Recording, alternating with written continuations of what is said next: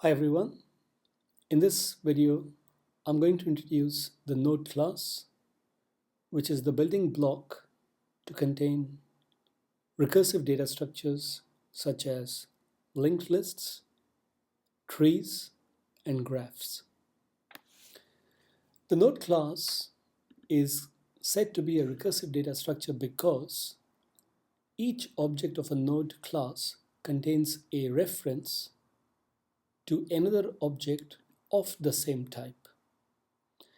Please note that every object does not actually contain another object, but it actually contains a reference to another object. In addition to this reference, it also holds some data. Now that data can be as simple as being an integer, a double, or a char, or it can be a bit more complex, like the integer object, the double object.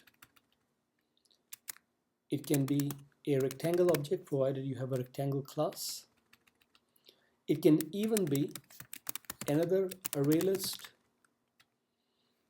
or an array or a two-dimensional array, and so on and so forth. So there's really no restriction on what that data can be. In addition to the instance variables, I've got the typical getters, setters, and a parameterized constructor which assigns values to the instance variables data and next using the parameters provided. So we're going to take a look at a little client that we're going to write to understand the node class. I can create a node object n1, which is a new node object for which the value for instance variable data is 25 and the value for instance variable next is null. Null is a way of saying that there is no other node after this node.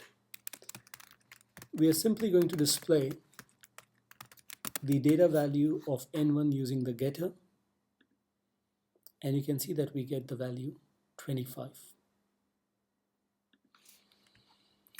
In addition to n1, we can create another node n2 that contains data 18, and as the value for next, it holds n1. When this constructor is called with the value of the second parameter as n1, you can see that next is a shallow copy of n1 and set next next, where this dot next becomes next, which means the instance variable next is a shallow copy of the parameter n1 that is supplied. I'm going to put a breakpoint on lines 7 and 8. I'll also add system.out.println n2.data and go into the debug mode. You can see that when line number 7 is executed, before that, n1, a node object, has been created in the memory with ID 17. Its data should be 25 and next should be null. And there it is. When we create n2 as a new node object, its data value is 18 and its next value is null. So n2 that has an ID of 20 should have 18 for data and its next instance variable should be n1. But n1 has an ID of 17, which means n2.next should have an ID of 17 as well. And there it is. Thus you can clearly see that n2.next is nothing but a shallow copy of n1. In effect, in memory, n2.next and n1, they are both references to the same physical object. We can then create another node n3 which contains data 12, and n3.next is n2. We'll change our output statements slightly